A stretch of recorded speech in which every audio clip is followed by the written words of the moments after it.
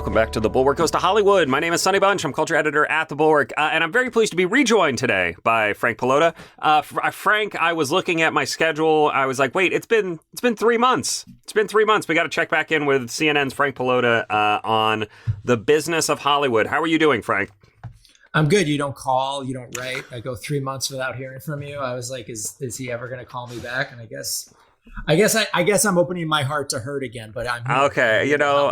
You've had enough heartache with the Mets. I know it's been a bad couple weeks there, but we'll try and make you happy. We're going to talk about fun stuff today. Box office. Last time I had you on, it was a summer preview. Let's look at the summer post view. How did the summer shake out for everybody?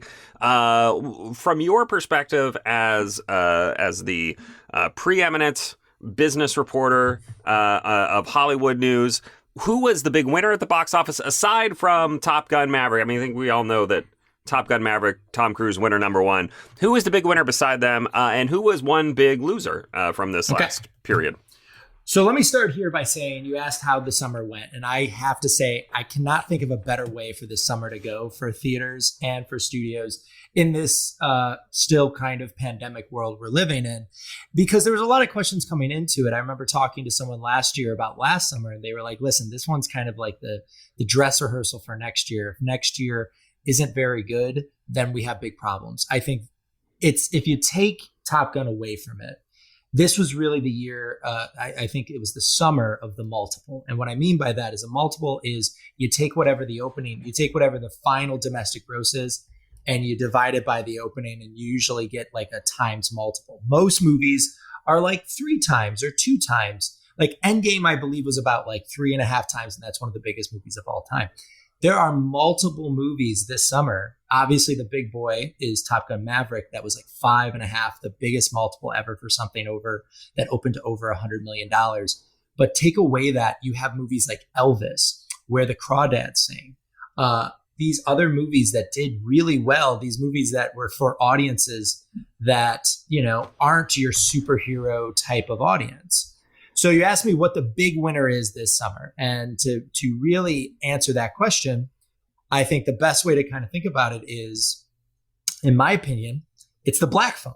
Now, Black Phone is a Blumhouse movie, just distributed by Universal. It was made for very, very little money, as most Blumhouse does. And it's brought back, it brought back $159 million worldwide. And 89 of that is just in domestic alone. And I remember talking to some sources at some of the studios, including Universal, and most people were telling me that you would think, oh, what's the most profitable movie for Universal this year? It's probably Jurassic World Dominion. That was a huge hit this summer too, huge success. It's not. It's the Black Phone. It's because it's made for such a small amount of money, and it brought in so much more money. And over the weeks and of the summer, it just kept bringing in. It was an example of, started small, kept small, but didn't slow down. And these are the type of movies that I think are potentially the future of Hollywood. It's kind of like everything old is new again. This is how Hollywood used to work. It used to be, people didn't care about a huge opening weekend. That's a very new thing. It's kind of like a Marvelized thing where success was based on how many records you broke your opening weekend. It used to be, is this movie profitable? How profitable it is? And to me, I think, of all those movies, The Black Phone was the most successful of them. Now, if you ask me what the biggest loser was, it was also a horror movie that I thought was going to be a hit that you enjoyed and I enjoyed, and came from a studio that has a huge cult following, and that's Bodies, Bodies, Bodies. I just think that movie just never found an audience. I don't know why it did. It's really funny. It's a really good time in the theater. It's got horror elements to it, and it's got a really great cast that's young and upcoming. And it just did not stick, which is really weird considering that Everything Everywhere All at Once, and I'm very impressed that I finally got that title right for once, did incredibly well earlier this year for A24. And I remember, I think I might even have said this to you in a DM or something. I said, I think this movie is going to be a huge hit for A24, and it just never stuck.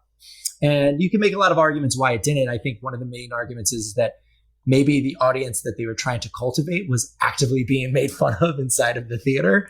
And it was maybe they had an allergic reaction to that. But those are the two kind of like, if you take away all the blockbusters and everything like that, those are the two kind of things that I find really interesting about this summer, is that you had these two type of like movies you wanted to see in theaters, horror elements, which is just a huge genre right now. And one was incredibly successful that not a lot of people saw. And another one was, one was hugely successful that a lot of people saw over an amount of time. And another one was kind of set up for that, and it just kind of did not work. When you say that The Black Phone is Universal's biggest movie of the year, are we talking return on investment? Are we talking percentage? Yes. Not like overall like no. It's not even close. I mean, I'm pretty sure like Jurassic World made more in one weekend domestically than Black Phone did its entire run so far. I mean, return of investment. And I'm happy you brought that up, because I like, again, it's funny you thought of, we're talking about this, because I'm thinking back to last week when Martin Scorsese was talking about the focus on box office as this kind of, weird thing that's hurting cinema, that's almost kind of really disgusting. And I agree with him to a certain point. I'm a box office reporter. I mean, and he even says like, listen, it's a business, and I've always understood that.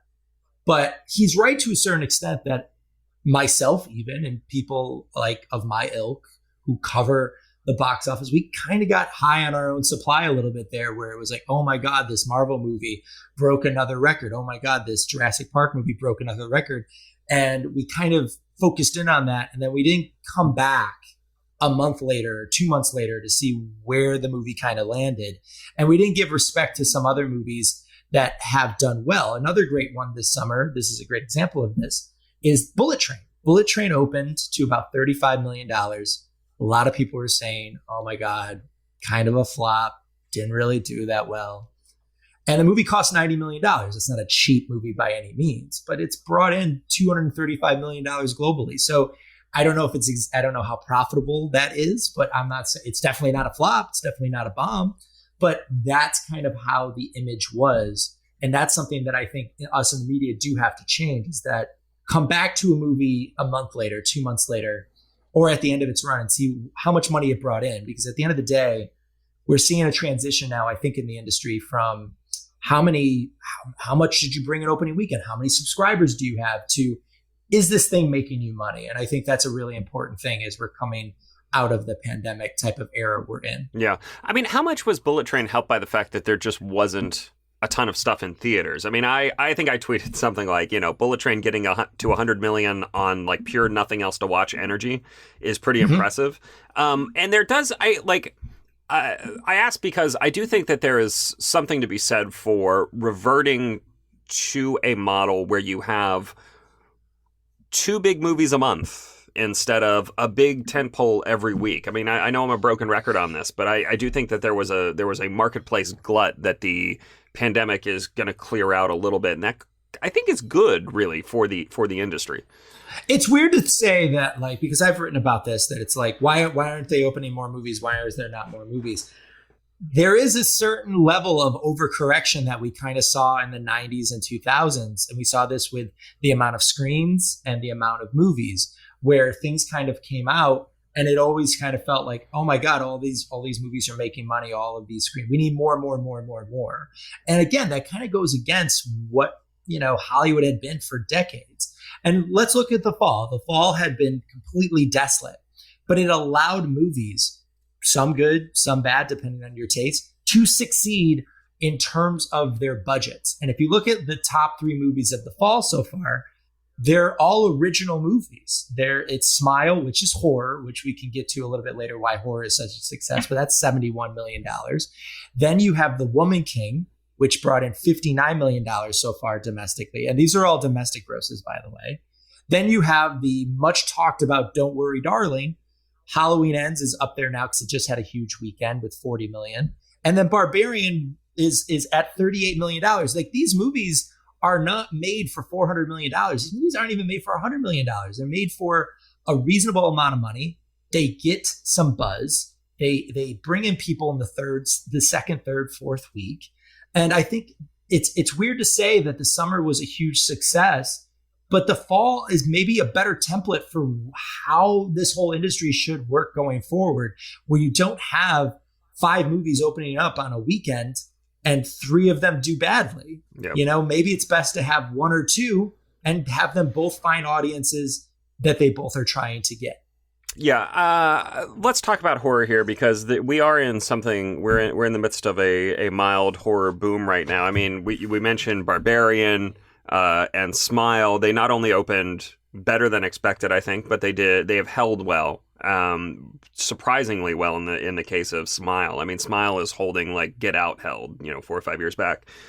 So that is good news. But then you also have Halloween Ends, which I think people looked at and were a little bit disappointed by the opening. It opened about, I don't know, 20% below tracking. People said, oh, well, maybe it was hurt by day and date. What's going on with horror? Why is horror still the only thing that is really succeeding in getting folks out to the theater on a regular basis? And what happened with Halloween Ends, do you think? Okay. So horror, right now, there's really just 2 genres that you can take to the bank. And that is your big blockbuster spectacles, mostly superhero movies, which we have talked ad nauseum about on this podcast and across many, many podcasts. And the other one is horror. So why do these 2 genres survive when other things like romantic comedies, comedies in general, adult dramas, why have those all gone by the wayside? And these 2 genres have really survived. And it's very simple. Watching a big spectacle in a theater and watching a horror movie in theater is much different than watching it at home. It's that simple.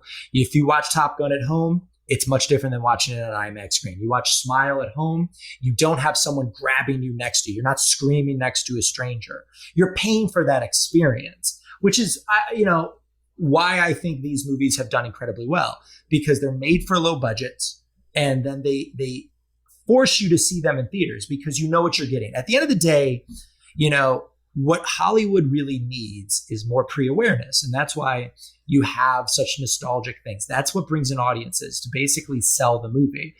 If I'm selling you Smile, I basically say it's scary. You're going to be scared for 2 hours, but you're going to have a blast. It's going to be a theatrical haunted house. That's an easy sell. You understand what that is. It's usually these movies are like an hour and a half to 2 hours long. Bing, bang, boom, in and out. You have a great time. You get that blood rushing.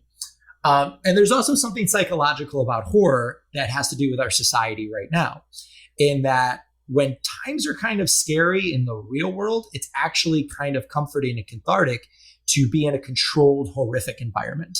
We don't know what's going to happen with, there's wars going on, there's political strife going on, there's economic issues going on. There's a lot of scariness in the real world that you cannot control. I can control Smile. Worst case scenario, if I really can't take it, I just leave. I'll just walk out.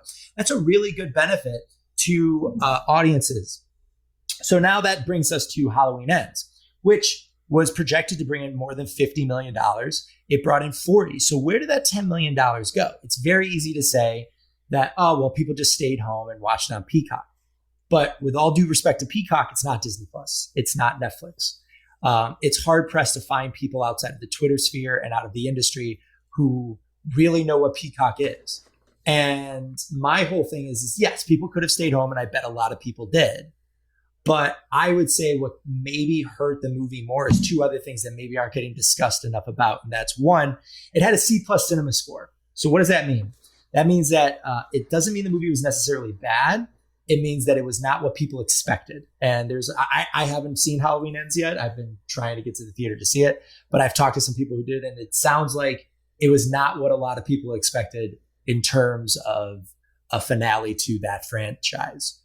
But I think even bigger than a C+ cinema score, which can, hurt box office returns, we're talking about diminishing returns here. The first Halloween opened to more than $70 million in 2018, one of the biggest horror openings of all time. Then that was a pre-pandemic, much different landscape. Last year, Halloween Kills, once again, day and date, opened to close to $50 million. This one opened to 40. At the end of the day, it's like, how many times can you watch Michael Myers stab somebody? What is this, the 13th Halloween movie? It loses freshness after a while. And even though this was like an epic conclusion, I don't think it had the type of epic conclusion feel that, say, some of like, the final Fast and Furious movie might have, or Endgame did, where it's like, I got to see how this ends. It's like, you kind of got an idea that it's going to end either two ways. Either Michael's going to go down, or most likely, since we've seen 13 of these movies, he's going to find a way to survive. So I don't want to place it all on streaming, because last year we saw it did pretty well and even overexceeded a little bit with the same exact playbook of going day and date. I think this movie was not what people expected. I think ultimately also just after a certain amount, even me, someone who loves Halloween is the original Halloween is my favorite horror movie. I was just kind of like, should I just stay home and watch this? Like, I kind of got the idea. Like, I kind of understand what this is. So that's what I think really hurt it more than even just streaming. Yeah, I'm curious to see what the actual streaming numbers look like. Whatever numbers we end up getting from. Some sources have told me that it's one of the biggest for Peacock ever. So if you're looking at this from an NBC Universal standpoint, it's a win-win. Like, the movie brought in $40 million. It was budgeted at 30. All it needs to get to is probably like $100 to $150 million, which is not crazy to get to worldwide, to become profitable. And then on top of that, you get this big benefit to Peacock, which is, important to NBC Universal. Yeah. Yeah. Another thing I think that people need to keep in mind with this movie is that Halloween Kills was not beloved. I would say it was, a lot of people did not love that movie and how it ended, which always ends up impacting the next film in the series. I mean, it's funny, whenever I tell people that Mission Impossible 3 has the worst gross of any Mission Impossible movie, they always look at me like, what? But it was so good. It's got Philip Seymour Hoffman. It's like, yes, but it came after Mission Impossible 2, which everyone hated. There's been a reappraisal now. Everyone's like, oh, the John Woo Mission Impossible. That's great. At the time, I remember seeing it in theaters, and people were not stunned by it. Yeah, I mean, the same thing happened with Fast and Furious. Fast and Furious 4 is not good. It's a tough movie. Fast 5 comes out, and that's kind of went against everything, changed the complete template. They went from street racers to international spies with The Rock, and then that's how you get 6, 7, 8. So it depends. Like, a sour taste in people's mouths lasts because people are very cautious with their money. And if you saw Halloween Kills and you didn't like it, you're just like, I'm not going to spend my money on something I'm not sure about. That's the number one thing in Hollywood and has been since day one. Yeah. All right. So what are we looking at for the next couple months here? Because we're getting back into blockbuster season. We've been in a blockbuster drought since basically Thor: Love and Thunder came out at the beginning of July. But now we've got Black Adam coming out this weekend. Then a couple weeks after that, we got Black Panther 2, Wakanda Forever, and then new Avatar movie gonna send us all back to Pandora. What are we looking at the box office? I think we're looking at potentially 2 of maybe the top 10 biggest movies of all time opening before the end of this year. Whoa. Big prediction. Big prediction. Hot take. I really do believe that. So let me start. Before I get to Wakanda and Avatar, which is very easy to talk about, let me talk about a few other little things that are happening. So Black Adam's going to be really interesting. You can throw a rock and literally hit a photo of The Rock as Black Adam wherever you go. They are promoting the movie crazily. The Rock is the hardest working guy in the business. That should be interesting. I don't know necessarily if it'll be like DC's another one where it's just like really hit or miss. I think it'll depend on what the reviews are for that from both on social, from fans. The other interesting thing this weekend too is you have Ticket to Paradise. So I wanted to talk about that a little bit because that's the George Clooney, Julia Roberts romantic comedy. And we're coming off of Bros, which was probably the biggest bomb of the year. And there was a lot of controversy about, like, Billy Eichner said, straight people didn't come out for this movie, blah, blah, blah, blah, blah. When my argument was, I don't know if that's the case, because if your movie opens to $4.5 million, it's not that straight people didn't come out to support your movie. No one came out to support your movie. And it's a much easier sell with Julia Roberts and George Clooney. And I think it's much easier to sell a movie by saying, hey, you like these people, right? This is fun. Come see it, rather than this is a groundbreaking movie. You need to come see this to support this type of, movie being made. And I'm curious to see if that does well. So now there's a few movies like that opening in the next couple weeks that are going to be kind of like that, but the biggest 2 going forward, to get back to my prediction, is Wakanda Forever. And let me start there. So Wakanda Forever opens next month. I think that movie's going to open to bigger than $200 million. I think it is, because of two things. It's arguably probably the original's maybe one of the best films, and I do say films, that Marvel's ever made. Marvel's made a lot of content. They haven't made a lot of films. Ryan Coogler is one of the best directors in Hollywood. It's a movie with mostly a people of color cast. That's very important. And it's coming at a time when people have forgotten about going to the movies. They've gone to these smaller movies like Smile and Don't Worry Darling and things like that. But this is the first event we've had since Thor Love and Thunder. And I think people are itching to see a movie in theaters of this level. Then there's obviously the X factor, which is, I know a lot of people who don't even like Marvel who are seeing this movie to see how they're going to handle the tragic death of Chadwick Boseman as the main character. And I got to be honest, I got to give Disney credit here. They have marketed this movie beautifully. Everything they've brought out. That first trailer, I was really iffy about this movie. I was just, all summer long, I was kind of banging the drum of like, I think Marvel has kind of peaked itself. And I think there's a lot of superhero fatigue. And then I saw that first trailer with the Kendrick Lamar and the Bob Marley and this very like emotional feel. And I was like, I got to see this movie. This movie looks incredible. And I think every marketing material I've seen since then, it seems like the plot of this movie is, Black Panther has died. And now the rest of the world is trying to take the resources of Wakanda, which is a really interesting movie and an interesting framing. And then on top of that, you have a new character with Namor, who's very popular among us Marvel fans, who is the King of Atlantis. And you have this war going on. It just seems really interesting. And it seems like there's a lot of secrets behind it, even more so than a normal Marvel movie. I just think the mixture of people desperate to see a big event movie. And I'd argue that there hasn't been even a big event movie to this scale since Top Gun, which was more of a surprise. This one has a bigger runway, to not use a pun. And then the Chadwick Boseman X Factor, it's gonna blow up in a big, big way. I really do believe that. And I think for Disney, then that it has about a month to do that. And I think anybody who wants to bet against James Cameron, go right ahead. People have been doing that for the last 20 years.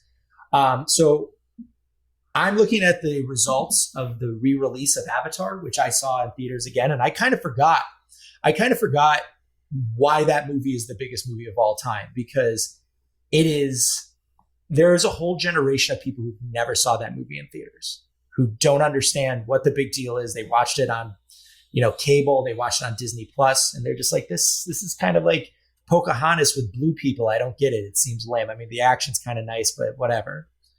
When you see that movie in theaters, you leave Earth. Like you just do. And, I think that is going to be a big, big thing for a lot of people who are going to see this movie, people who are like 17, 18 years old, who didn't see the original in theaters, who are going to be like, I've never experienced anything like this. And there's going to be a nostalgia factor for people my age, 35, who did see the movie in theaters. And it's like, wow, I'm going back to Pandora. And some of the footage I've seen, which I saw some at D23, I saw some at the end of Avatar when they re-released it. And I've never seen water scenes look like this. It's really hard to do water. And the point that I try to convey to people is that you forget that this is a movie. You forget that it's all not real, that it's all made in a warehouse. And I think James Cameron is one of our best directors ever. And I think that we're going to see this have a huge, huge run over January, February, because there's no movies really coming out. And we could see people just keep coming back more and more and more. And I would not be shocked, and mark my words, if Way of Water and Wakanda Forever somehow get into the top 5 biggest movies of all time. Do we have any idea if these movies are going to get a release in China yet? I mean, I know that's always a big question. Wakanda, I'm not sure about. Avatar most likely will. And I think that's a big part of it, because China loves Avatar, man. That movie just is going to do gangbusters over there. They re-released it during like the height of the pandemic, and that's when it took back the title from Endgame. It's just every time they re-release this movie in theaters, people show up for it. And it's wild to think about that, because the movie's 2 hours and like 45 minutes long. Yeah. And most of it is not like even like the type of action sequence you're used to. Like I remember watching, re-releasing the movie, and just the flying sequences. I was like, this is incredible. And, I think now, weed is more legalized, so that should probably help it. I'm just kidding with that one. But I think ultimately, if that opens in China, I think it's going to be a huge hit. It will likely open in China. From my sources are telling me it will. I think there's reporting out there that says it will. So yeah, my guess is that Avatar is probably going to become top 5, and I would not be surprised if Wakanda follows it. And this year ends on an incredibly high note for the movie industry. But we also need to be careful because I don't see this movie opening. I don't see Way of Water opening to like $200 million. I see it opening to probably like 100, maybe 40 or $50 million, and then just having an incredible run over 3 months. Yeah. You mentioned, I want to track back to something that you mentioned briefly just a second ago, but you said that Bros is the bomb of the summer. Bomb of the year so far. Bomb of the year. All right. Bomb of the year. Bigger Flop. bomb, bigger flop than Amsterdam? Okay, so that's a good question. I would say they're 1 and 1A. Okay. But the thing is that if you go up to most people and say, hey, do you know what Amsterdam is? They'd be like, the city and the European city. Bros had this vibe around it that it could have done well. And I always say, first of all, I hate using the word bomb, so I should take that back because I just hate it. I hate that. I think flop is a better word because it just comes with that connotation that it had expectations and then it just flopped. And that's what I'm trying to say. I don't think any expectations came into Amsterdam. I think whoever signed off on an $80 million movie like that is Amsterdam, what are you doing? Think of it this way. Bros was made for very cheap. I think that only came with like a $20 million budget, and it's going to struggle to make its money back. Yeah. Think about that. So like there was a lot of attention around it. And what sucks is I haven't seen Amsterdam, but I saw Bros. I really liked Bros. It was really funny. It was actually surprisingly heartwarming, like especially for a Judd Apatow movie. Usually those movies are more raunchy than heartwarming. He didn't direct it, he produced it, I should say. Nicholas Stoller, who has made 2 of the best, comedies of the last 20 years with Forgetting Sharon Marshall and Neighbors. And I just think that ultimately it's a bigger flop because it had the ability to be really a big hit. I think Amsterdam's, ability to be a big hit was much less, even though it had all these stars. I don't think that stars matter as much anymore, as much as the vibe of a film. And I think the vibe of Amsterdam was like, hey, you like all these people. They're in this movie. While the vibe of Bros was like, this could be a really important movie and could be a surprising big hit. And it just didn't get there, unfortunately. Yeah. Let's shift to talk about streaming just for a few minutes. The fight on everybody's lips in the world of streaming, House of the Dragon versus Rings of Power. Yep. Where do you come down on which of these shows has had the bigger? I mean, House of the Dragon still has 1 episode left. Rings of Power is wrapped up its first season. I'm fully caught up on both, so I don't worry about spoilers with me. As am I. But Amazon was very excited for House of the Dragon and its early numbers. They were touting 25 million, 20 million, whatever users worldwide. Watching it, Rings of Power. I'm sorry, that was Rings of Power. House of the Dragon seems to have held better, though. It seems to be picking up audience as it goes. So who is winning in this fight? So before I give my answer, let me give my disclaimer. I work at Warner Brothers Discovery, which also owns HBO, which releases and produces House of the Dragon. Because the answer is House of the Dragon. House of the Dragon. And that's not to say that Rings of Power is not a success. I think it's a big success. I think they're both really big successes. I just think that House of the Dragon, it goes to show just how incredibly popular Game of Thrones was, because that had a bigger hill to climb, in my opinion, because we talked about bad taste in the mouth of movies like Halloween Kills, and that may have hurt Halloween Ends. I don't know if you can think of a bigger sour taste in people's mouths over the last 5 years than how Game of Thrones kind of came to an end. I haven't met one person who was like, yeah, that ended really well. I was really happy with it. House of the Dragon is a completely different thing than Game of Thrones, to a point of where it kind of bugs me even a little bit, because I kind of want Game of Thrones. I want the many different families. I'm not a huge fan of the Targaryens. This is more Succession with dragons. And it's worked really well for them. And I think the way you see this, and I wrote a story about this, but basically it's not that it just, premiered to record numbers for HBO, is that it's gotten bigger over time. And I think that really shows the quality of something is not just how big did it open to, but did it retain its audience. Now with Amazon and Rings of Power, it's much harder to decipher their numbers. They keep it much closer to the vest. I would also say that had, that one's going to be fine. I don't think that's going to have a problem, but there is something weird about it. It doesn't feel like it's very zeitgeisty. And I think the reason why is because House of the Dragon is a better TV show. And what I mean by that is that it ends on these cliffhangers. It ends on these questions. It brings you back for more. It has you talking about them. When it feels like, Rings of Power has the disease that many of our pop culture has right now, which is like, just make a movie. Like, this isn't a TV show. This is a 9-hour movie. And I don't think that people are really talking about it as much as they should be, especially for something that costs nearly $500 million for one season. Yeah. Including the rights to get Tolkien.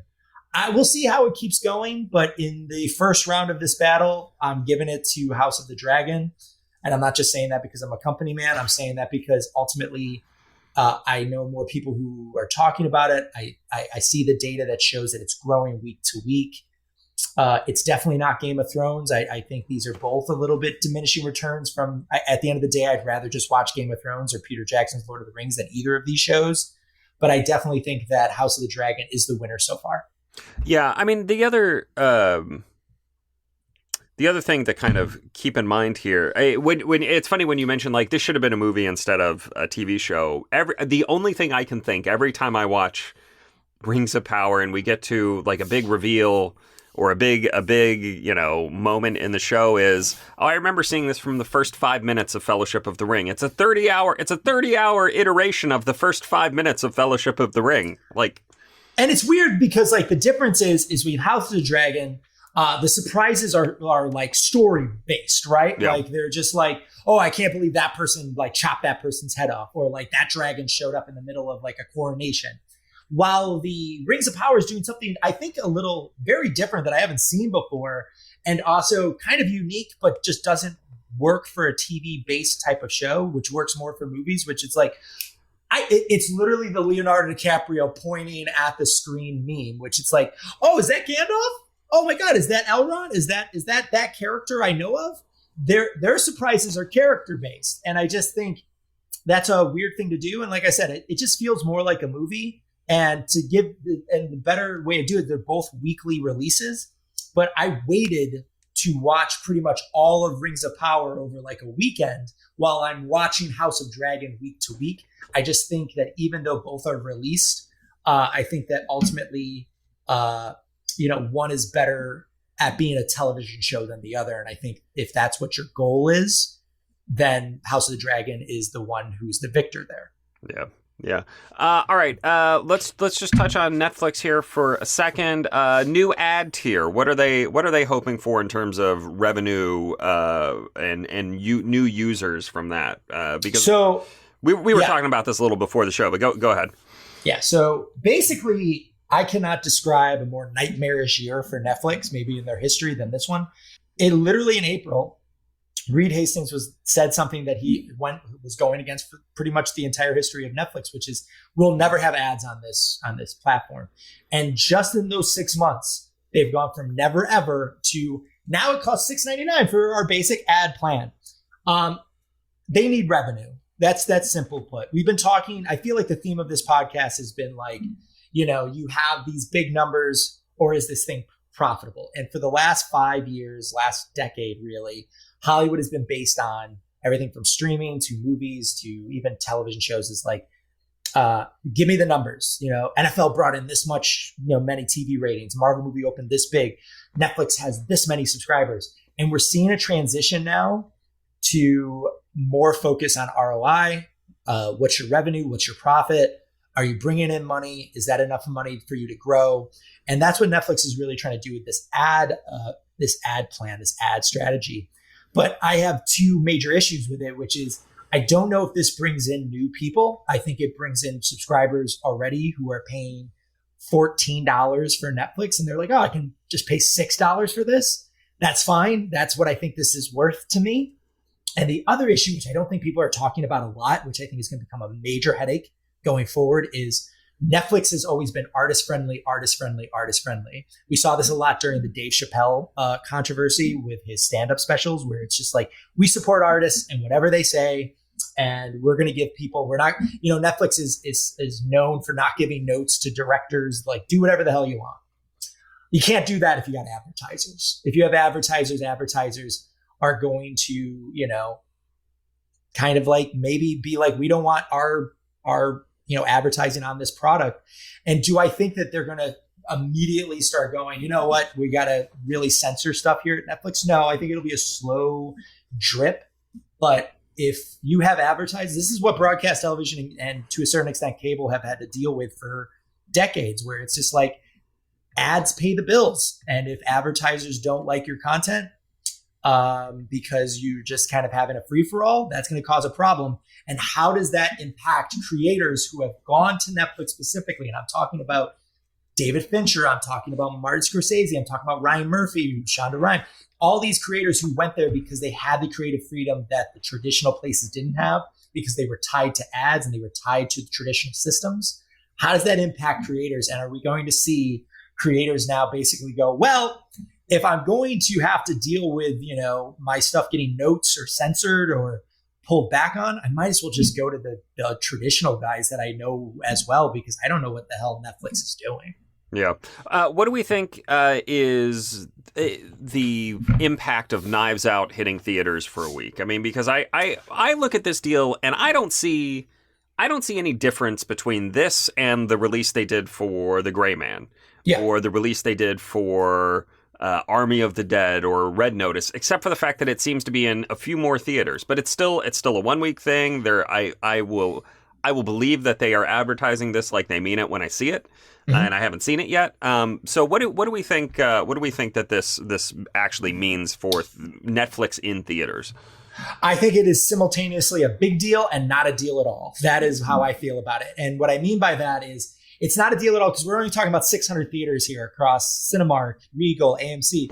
That's nothing. Most, I think Top Gun had 4,000 screens. Right. Like, it's not a huge release. We're not going to see Netflix start marketing the hell out of this.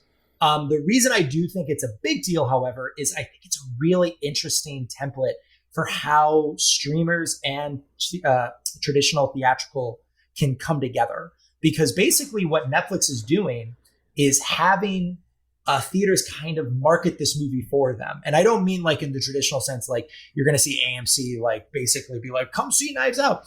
But just the fact that it's in theaters, you're going to have people, because we all have lizard brains. And at the end of the day, if I say to a friend of mine, like, I saw this movie, I'm seeing this movie this week, and they go, oh, can I watch it on Netflix? And I'm like, no, you got to wait a month. People are going to go like, well, screw that. I don't want to be left out. I want to watch this movie now. And you're basically paying a premium to see it a month early. If this movie opened 2 weeks later, I don't think it would have really, I would have been like, okay, whatever. They're just kind of like dipping their toes in to try out theatrical. A month's a really long time, especially for a murder mystery movie that has like potential spoilers to it. And I think this goes back to why a lot of like movies like Marvel do really well that first weekend, why Game of Thrones always does well on Sunday night. You don't want to be left out of the conversation. And Knives Out has a really loyal following. I haven't met anybody who doesn't like Knives Out. I like Knives Out. I've heard nothing but good things about Glass Onion. I think it's a big deal because I think if this works, and we won't know it works because Netflix is not going to give out box office numbers. Right. But if, theaters are happy and Netflix is happy, this could be an olive branch to maybe the next film being 1,000 theaters, and then 1,500, then 2,000. And I don't think it hurts Netflix at all, because you can still like wait till December 23rd to watch the movie with your Netflix subscription. But for the freaks of us like me and you who want to see everything in theaters, especially this movie, we're going to pay the premium because we already probably have 17 season passes. We might as well just go. And I think that's really interesting. And I think it's a really big, I think it's a good step. You got to crawl before you can walk. And this is a good crawl. Yeah. As you know, I always like to close by asking if there's anything I should have asked. What do you think folks should know about what's going on in the industry right now, Frank? What is something I forgot in my foolishness and haste to ask? We kind of talked about it a little bit, and I always look at this question. I always hate this question because I never know, and I'm just like, now I'm going to take it as like, what's the theme that I'm trying to get at for when we talk to each other 3-6 months, a year from now, since you don't call me enough anymore. I think everything that was old is new again. I think that is what we're going to see. I think we're starting to see this at WBD, where I work, Warner Bros. Discovery, where it's we're starting to see this at Disney a little bit, starting to see this at Paramount, where what I mean by it is we're starting to see people was going all in on streaming the right strategy. And I think most of these, CEOs and studios are going, no. But I don't think they're going to throw the baby out with the bathwater either. I think they're realizing streaming is what it's always was, which is a tentacle of a bigger monster. And I think we're going to see in the next couple months more of a pullback. Like we're already starting to see, like I'll bring up Disney, for example. Armor, what is the name of the Marvel movie with Don Cheadle? Armor or something. Armor Wars? Armor Wars, yes. They're putting that in theaters. That was a movie. That was a Disney Plus series they're putting in theaters. And I saw that as a huge signal from Disney, basically going like, listen, we love Disney Plus. Disney Plus is our most important asset in our portfolio right now, but we also really like making money. And I think we're going to start seeing this kind of pullback from studios, just a little bit, not too much, of this. This is a way for us to make money. And we're not going to just give that up because, analysts and investors are telling us that this is the future. I think the future is always what the past is, which is how do you make money? Does this thing make us money? If it doesn't, well, let's keep making money the way we always have. It's about future proofing, but I don't think we're going to see as much, embracing the future as we have in the last 10 years. I think we're going to start seeing the fever break a little bit and kind of these studios get a little bit less high off their own supply. Yeah. Frank, thanks as always for being on the show. You can see you can read his stuff at CNN.com. He is on the TV. Go watch and read Frank Pelota. I am Sonny Bunch, culture editor at the Bulwark, and I will be back next week with another episode of The Bulwark Goes to Hollywood. See you guys then.